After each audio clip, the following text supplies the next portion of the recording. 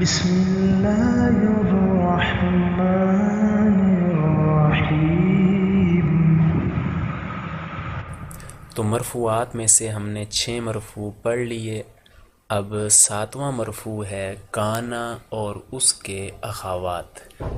کانا اور اس کے اخوات کیا ہیں کہ کانا جو ہے یعنی اخوات کا مطلب اس کی جو بہنیں ہیں، یہ ٹوٹل 13 الفاظ ہیں۔ کانا، سوارا، اصبحا، امسا، ازحا، ظلا، باتا، ما باریہا، ما داما، منفکا، لیسا، ما فاتیہ اور یہ ما زالا۔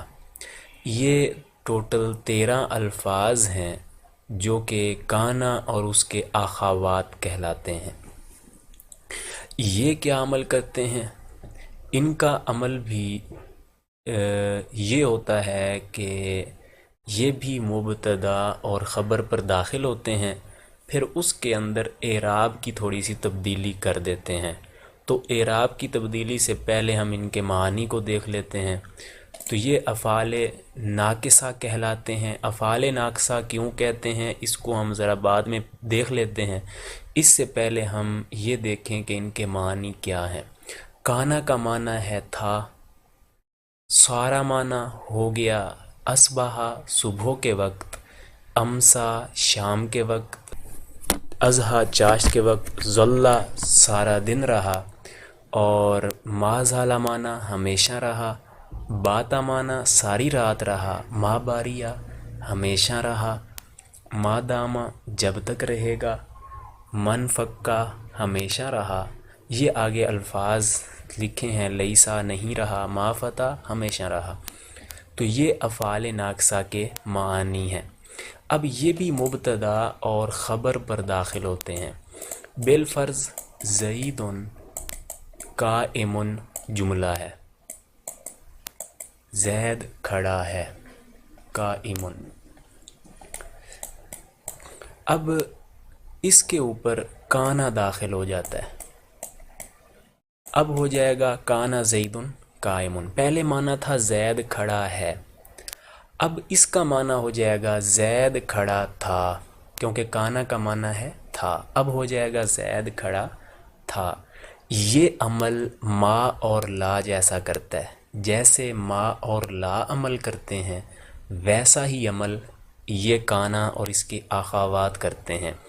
یعنی اسم کو رفع ہی رہنے دیں گے اور جو خبر ہوگی اس کو منصوب کر دیں گے۔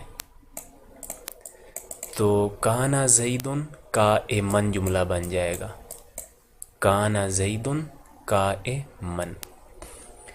اب ان جملوں کو کہتے ہیں ان کو کہتے ہیں افعال ناقصہ۔ یہ کانا، سارا، یہ سب کے سب افعال ہیں، لیکن ان کا نام ہے افعال ناقصہ۔ افعال ناقصہ کیوں کہتے ہیں؟ اصل میں جو فعل ہوتا ہے اس کے بعد صرف فاعل آ جائے تو جملہ تب بھی سمجھ آ جاتا ہے۔ ضرب زید، زید نے مارا۔ آگے امرن، امر کو، بکر کو وہ نہ بھی ذکر کریں، فعل صرف فاعل کو ذکر کرنے سے سمجھ آ جاتا ہے۔ لیکن یہ بھی افعال ہیں، کانا، سوارا، ان کے بعد صرف اسم ان کا ذکر ہو جائے بات سمجھ نہیں آتی، بلکہ آگے ان کے دوسرا لفظ بھی ذکر ہونا ضروری ہوتا ہے۔ اس لیے کہا جاتا ہے کہ یہ فعل ہیں لیکن ناقص قسم کے فعل ہیں، ان کے بعد صرف ایک اسم آ جائے تو ان کی بات نہیں بنتی، یہ ساتھ میں ان کو دوسرے اسم کی بھی ضرورت ہوتی ہے۔ صرف کانا زیدن پہ بات پوری نہیں ہوگی، آگے قائمن لگانا پڑے گا، اس لیے ان کو افعال ناقصہ کہتے ہیں۔ اب یہ جو زیدن مبتدات کا تھا اس کو ہم کہیں گے کانا کا اسم، اور جو قائمن تھا اس کو ہم کہہ دیں گے کانا کی خبر۔ اب یہ اس طریقے سے جملہ ہو جائے گا، معنی ہوگا زید کھڑا تھا۔ اسی طرح ان کانا سارا سے گردان چلتی ہے اور دوسرے صیغے بنتے ہیں، وہ بھی یہی عمل کریں گے، جیسے کانا سے کانو، کانت، سارا سے بھی چلے گی، سارا ماضی کی گردان اس سے بھی چلتی ہے۔ لیکن جو لیسا ہے نا، اس سے صرف لیسا آئے گا یا لیست، بس یہ دو آتے ہیں، یہ زیادہ نہیں آتے، لیسا یا لیست۔ لیست مؤنث کے لیے آ جاتا ہے جب اس کا مبتدا مؤنث ہوگا، اور لیسا آ جائے گا مذکر کے لیے۔ تو ایسے ہی آگے لکھتے ہیں ما زالہ، پھر افعال نکلیں ان سے جو، یعنی ان سے جو بھی فعل بنتے جائیں گے، ہے وہی ان کا عمل جو اصل 13 کا لکھا، یعنی جو ان سے بنیں گے ان کا بھی یہی 13 والا ہی عمل ہوگا۔ کانا زیدن قائمن، کانا فعل ناقص کہلائے گا، اور زیدن کو کہیں گے کانا کا اسم، قائمن خبر۔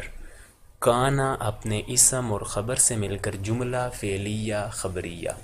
ایسے ہی سار الفقیر غنیًا، سار الفقیر غنیًا، فقیر ہو گیا مالدار، تو یہ معنی اس کا ہو جائے گا۔ پہلے ہوگا الفقیر غنیًا، غریب مالدار ہے، پھر اس نے معنی کر دیا فقیر ہو گیا مالدار، تو معنی بدل گیا۔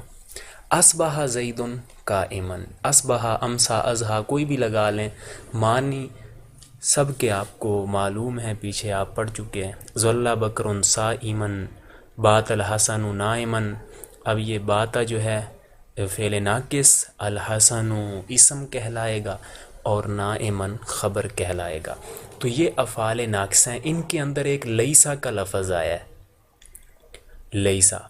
لیسا اور کانا سب کا عمل ایک ہی ہے۔ یہ جو اوپر والے ما اور لا ہیں نا، ان کو کہتے ہیں مشبہ بلیس۔ مشبہ بلیس کا کیا مطلب؟ جو لیسا عمل کرتا ہے یہی وہ کرتے ہیں، لیسا بھی یہی عمل کرتا ہے، جیسے لیسا زید قائمن، اور ما اور لا بھی یہی عمل کرتے ہیں، اسم کو رفع، خبر کو نصب۔ آگے ہے خبر لا برائے نفی جنس، جیسے لا رجل قائم، تو اس کی مکمل ڈیٹیل انشاءاللہ آگے صفحہ 59 پہ آئے گی، تو وہاں پہ ہم اس کی ساری وضاحت پڑھ لیں گے۔ یہ لا نفی جنس آ رہا ہے، تو یہ ساری اس کی ڈیٹیل آگے کافی ساری ہے، تو انشاءاللہ وہ ہم یہاں آ کر کے پڑھ لیں گے پیج نمبر 59 پہ۔ رب زدنی علما